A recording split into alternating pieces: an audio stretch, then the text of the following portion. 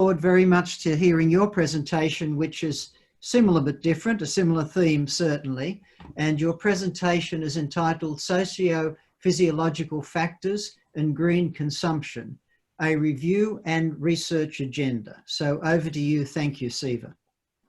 Yeah, thank you.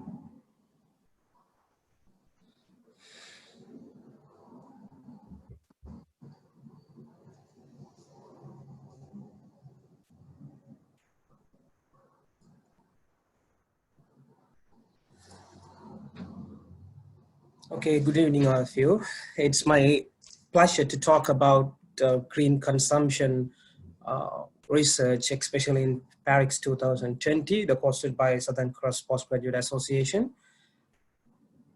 My topic is related to green offering related consumption values, review and research agenda. Little bit changed, but the content is same as in the agenda. So I'm Achchuthan Sivapalan from School of Business and Tourism. I'm a PhD student right now, just left 6 months to complete my studies. I'm just working on the completion of my PhD. The title is on environmentally sustainable consumption. We human beings have made a huge impact on the environment. There is no doubt on it. The globalization, industrial revolutions, and urbanizations are the causes of the environmental problem. From the consumer sides, we also contributed to the environmental pollutions by preferring the conventional products rather than the green offerings. So the mindful consumption is in question. So in the literature, clearly says that, especially in literature, the scholars says that the consumers do not always show a consistent preference for buying green offering and paying premium for such offerings because of the conflict between collective social gains and the self-interest. The collective social gains in the sense environmental protection, social well-being, and so on. The self-interest in the sense perceived high price and inferior performance of green offerings and so on. So in a nutshell, I can able to say that the consumers are not ready to sacrifice their own benefits only for the sake of environment. That's a crucial issue we need to touch and we need to study. So that is called as attitude-behaviour gap in green consumption. So the majority of the studies focused on the role of socio-psychological factors, particularly the how consumer beliefs, attitude, concern, and personal demographic characteristics influence on green purchase. The result of that particular study reported the attitude-behaviour gap. Despite their favourable attitudes or despite their verbal attitude towards environmental products, still they are reluctant to purchase the green products. Their attitude does not translate into behaviour. That is called as green gap or attitude-behaviour gap in green consumption. Only recently, scholars suggested to focus on consumption value approach or consumer value approach because that consumer value approach is a specific motivation to enhance the consumers towards a green offering. So the consumption values refers to the consumer's assessment of the benefits they receive from using a particular offering. So by adapting the consumption values approach, we can, attract the mainstream consumers, including green and the non-green consumers towards the green products. So it may be possible to extend the green purchasing, buying by enhancing the consumption value. So it also may bridge the attitude-behaviour gap. That's what Marketing Science Institute has incorporated the concept or a notion of consumption values in its list of research priorities for 2018 and 20. Marketing is all about, creating and delivering value. So the question is that, okay, the researchers, they have started to focus on consumption values rather than focusing on socio-psychological factors. But anyhow, the studies in relation to consumption values and as well as that impact on the green consumption is fragmented in the literature. So we need to have some sort of comprehensive studies to find out how do green offering related consumption values influence on green purchasing across the world. So this is the main or underpinning questions we have developed for this study. Yeah, for that purpose, we followed the structured review. Structured review in the sense systematic review suggested by Massaro et al. 2016. So that's what we depend on, the well-known online databases, IFSA, COST, PROCOS, Scopus, Science Direct, and Web of Science.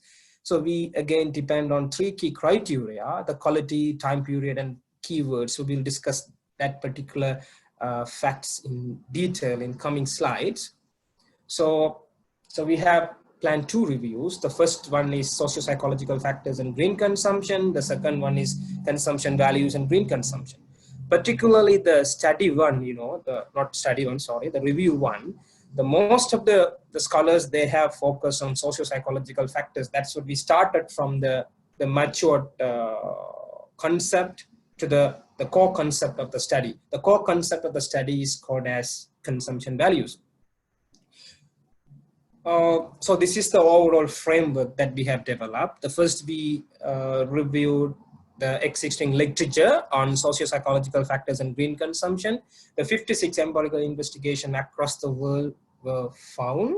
So the main outcome of the review one is that, yes, attitude behavior gap, irrespective of the level or status of the country, whether the advanced or a middle or a frontier markets.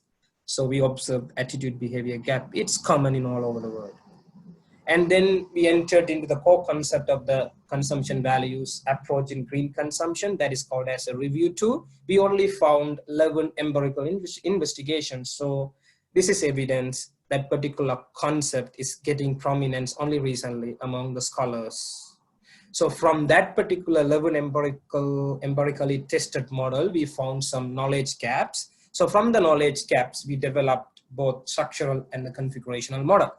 So that model, the future researchers can also use that particular model to investigate green consumption or environmentally friendly consumption. So we can talk about the review one. Most of the studies, they have focused on socio-psychological factors. That's what we got 56 articles.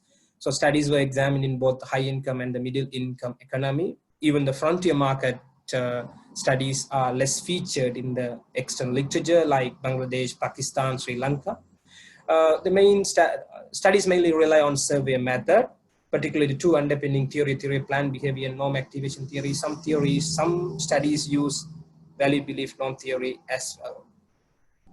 So the findings in relation to high income countries, as I said earlier, yes, even in the high income countries, we observe attitude behavior gap. But in addition to that, there are factors influencing green purchasing. That is environmental attitude, environmental concern, perceived consumer effectiveness, subjective norm, personal norms, and demographic characteristics. So this is the fine fact from the high income countries. The fine fact is that still consumers are reluctant to purchase green products in high income countries. So what about in middle income countries? Yes, the consumers in such regions are shifting their consumption pattern towards eco-friendly products. So they are in the transitioning stage towards the green consumption. And also, interestingly, we found some barriers, about the green purchasing, like high price, lack of availability, lack of confidence or a trust. It is known as green skepticism, and the lack of knowledge. Those inhibit the consumers' purchasing choices. So this is an additional evidence we got from the studies conducted in middle income countries. Apart from that, the same factors we observed in here as the factors influencing green purchasing as same as in a developed or advanced nation. So the common platform or the common fact finding is that here we observe attitude behavior gap. Yeah, that's what we just turn into review 2. In the review 2, we, earlier, as I said earlier, the scholars suggested to focus on value concept because by applying value, we can reduce attitude behavior gap. That's what we need to check whether it's a real suggestion or not. For that purpose, we did the review, a comprehensive review through the well-known databases. Okay, for that purpose, the structured review search yielded 11 empirical studies, only recently getting prominence, as I said earlier. The 4 models were tested in middle income countries and remaining 7 models were tested in high income economy. So in terms of a focal green product, 4 studies looked at generic green products, includes all the facts, but 3 studies focused on hybrid cars and remaining 3 studies investigated other specific green products, green residence, green electronics, and ecotourism. So this is the table we produced to have a look in a deep manner to get the, to find out the knowledge gaps. So in terms of context, dimension of consumption values, antecedents and consequences, final limitation and product. So with the help of this framework or table, we were able to find the new important facts from the review studies, including knowledge gap. Yeah, the underpinning theory is theory of consumption values developed by Seth et al. In 1991. So we found the comprehensive set of consumption values like conditional value. Conditional value in the sense, the people may focus on the conditional benefits, like whether the product has the concession from the government or the rewards or customer support services. If it is a new product, they will definitely seek that particular benefit. Then ecological value in the sense environmental performance of the products, carbon emission rate of the product, economic value of the product, whether it's a worth for the money paid or not. Emotionally, the psychological thinking, sometimes some people may feel that, by using environmentally friendly product, they are contributing something better to the environment. So it tapped the human mind to think about, psychologically, or psychologically in the sense an affective state of the human behavior. Then epistemic value, the aspirations towards learning something, it's also related to knowledge value. Then, the new products, they have the different labels, eco-friendly facts, the features, new technology. So consumers may have an idea to learn about such products like solar energy, green buildings, like that. Then the functional value, the quality and the price concern about the product, whether the product has a reliable performance or not, compared with the conventional one. And social value means that, so what extent the social will accept such value or such product. So by using a hybrid car, the society will accept it. Okay, the person is using hybrid car, he's doing something better to the environment. It is called as social value through consumption. But anyhow, the most of the empirical investigation are limited to 3 set of values: functional, social, and emotional. Only 2 models incorporated antecedents and the consequences. So overall, the studies found that green or foreign related consumption values enhance the green consumption in all over the world, irrespective of whether the study is conducted in developed or the developing country. Yes, why not? We have some inconsistent results, but we are doing dynamic research. We are doing the social science research. That's what inconsistent results, that is common. So we are not doing the hard science like physical, but inconsistent is common to social science researchers. But anyhow, the majority of the studies found that there is a green signal to the marketeers and others. Yes, consumption values enhance the green consumption. So from that platform, I found some important research gap and also provides the future research directions. The first one, as I said earlier, the lack of comprehensive set of consumption values. As you know, the consumers are value seekers and maximizers. That's what limited consumption values not enough. For that purpose, so we can incorporate the comprehensive set of consumption values, what extent that comprehensive set leads to consumer behavior outcomes or not. And the gap 2, the lack of focus into green word of mouth intention. I think, as you know that, especially these days, green organizations are doing green washing. That's what the consumers, they may have the doubt about the green products. They have the skepticism towards the products. That's what they relied on their trusted parties or friends or family members. That's what it's quite interesting for the future researchers to look how comprehensive set of consumption values leads to green word of mouth intention or not. So this is the major future research directions we provide. And then gap 3, the lack of configurational model of green or foreign related consumption values. Almost consumer behavior researchers, what they have done until now, they used symmetrical approach, variance based or covariant based structural equation model, it has a lot of assumptions like normality, linearity, multicollinearity, heterozydicity, homozydicity, a lot of assumptions. But in practice, this is not applicable. So even in that conventional way, only they are trying to emphasize what extent each consumption values influence on outcome variable. For instance, how functional value influence on consumer behavioral outcomes. But in reality, that particular consumption values are interrelated with each other. Such interrelations will impact on the consumer outcomes. For that purpose, scholars suggested that to focus on the configurational aspect of the model. For example, configurational model clearly say that what extent green offering related consumption values jointly in different combinations enhance a green purchasing. For example, okay, take into account energy efficient appliances. That particular product has the minimal impact on the environment.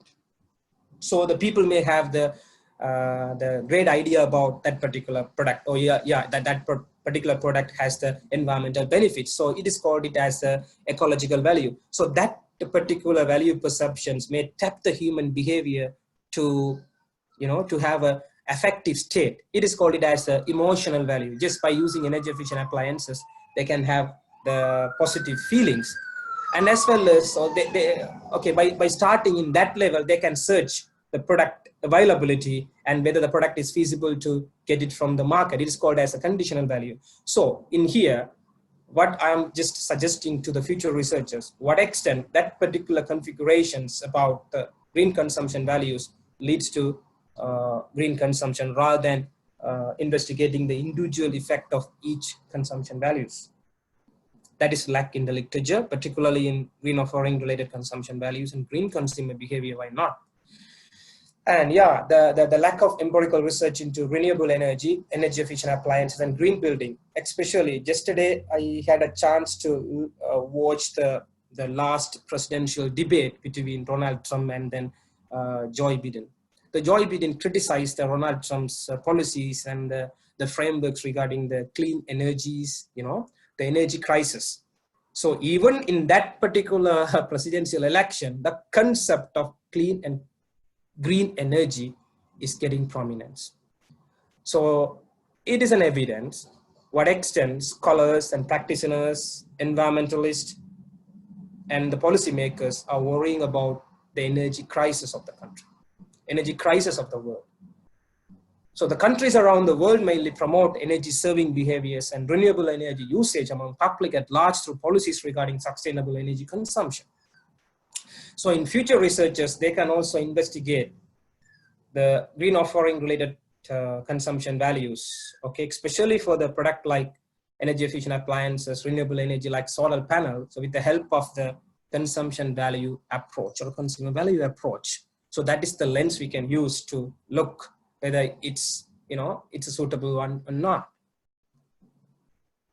Finally, not finally, okay, I think the gap 5, the lack of empirical research into emerging countries in South and Southeast Asia. So most of the extant models of green offering related consumption values focus on high income countries. Only few studies focus on giant industrialist countries like China and India.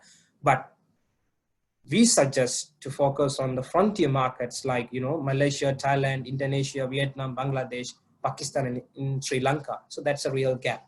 So our focus is to, to enhance energy consumption or other way in around green consumption throughout the world.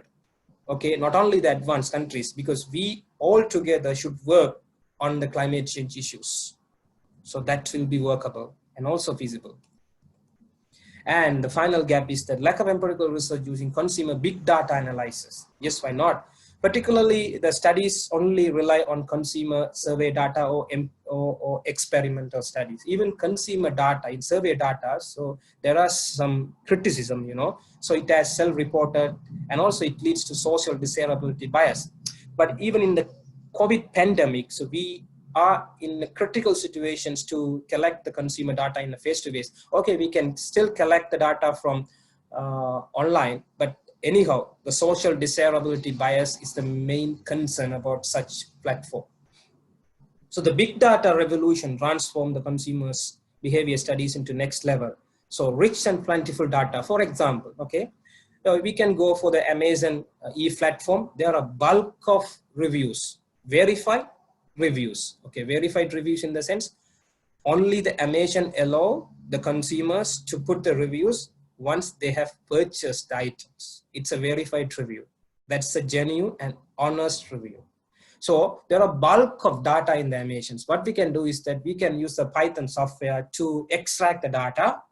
And after that, we can put it into Leximensa software, the different platform. The Leximensa will provide the, the beautiful framework with a summary, with a summarized fact.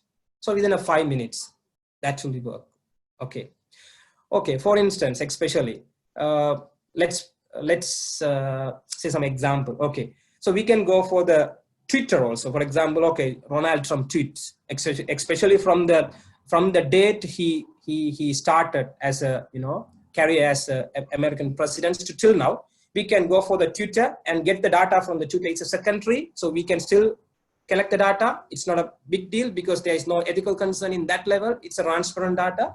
We can check the data from the Donald Trump tweets, and then put it into that Leximensa. Then we can say what's the direction of Donald Trump, whether such direction is applicable for the the political or American public at large. So it's kind of a research is done in journalism and as well as a political ideologies. But in consumer research, that's kind of a issue is like. And so we can also suggest to go further beyond the traditional method like consumer survey and interviews or a focus group, whatever. We can also use the technology platform like using big data analysis. So this is the proposed structural framework we have developed. Excuse me, Siva, we have to just a few more minutes if we could end. Yeah, okay. Yeah. Thank you so much. And then we have a proposed structural model here, and as well as the configurational model also I have developed from the gap we have found in the literature. So configurational model propositions and as well as the hypothesis we have. Okay, thank you so much. Siva, thank you so much for your presentation. I'm sorry I had to interrupt you there. No worries. Because I personally found your presentation fascinating, and it's an area of controversy, an area of great importance, I think, to society. So thank you so much. Does anybody have any questions to ask? If you can turn your mics back on.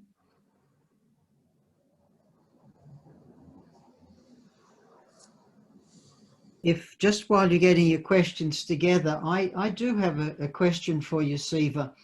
You spoke of the attitude-behaviour gap. Yeah. And I think you're saying that people say one thing and do another. Is that correct?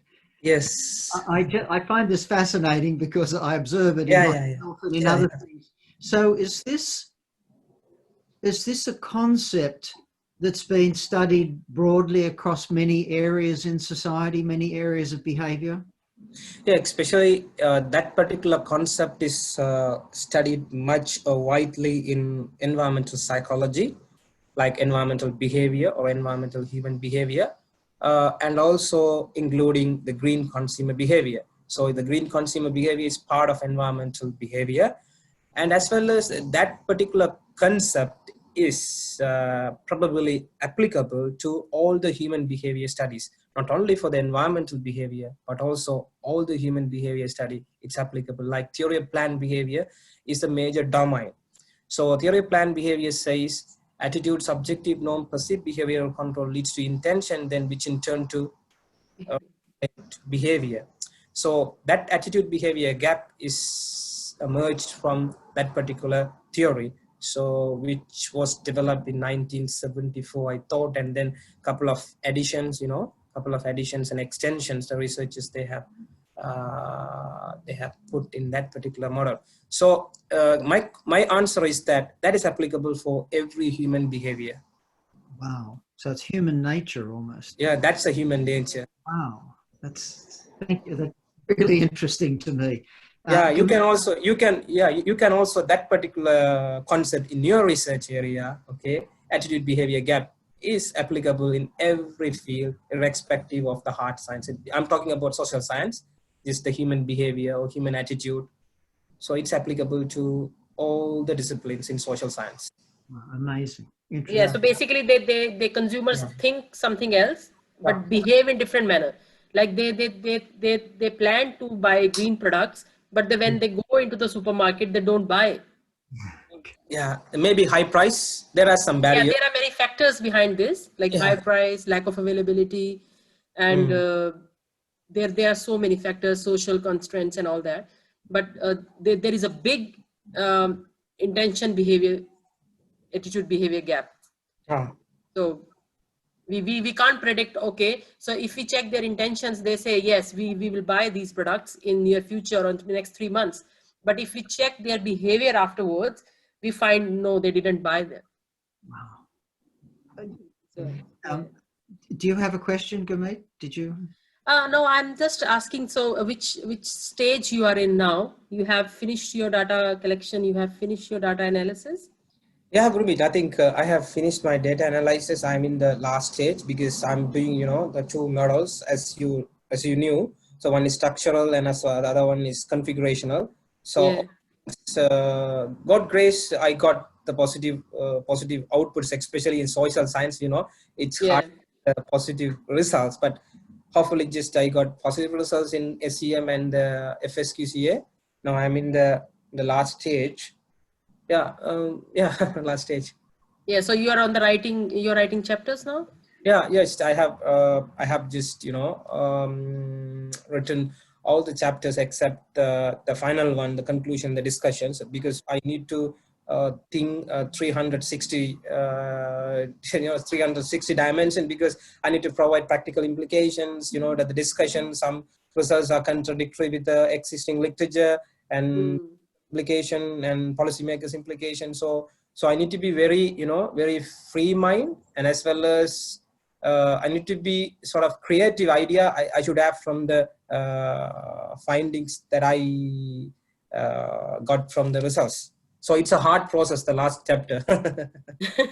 So you're finishing in 3.5 years, right? No, 3 years I planned, but I don't know what extent. I think 3 years in the sense coming March, 3 years. Okay. 23rd, I will finish 3 years, but it may be extended. I don't know. It depends on me and my supervisors' feedbacks. Yeah. It's all about. Yeah. So Dennis, we have common supervisors. Yes. Okay. Do we have any more questions at all? No, I'm all right. Siva, thank you so much. A really, really interesting presentation. Thank you.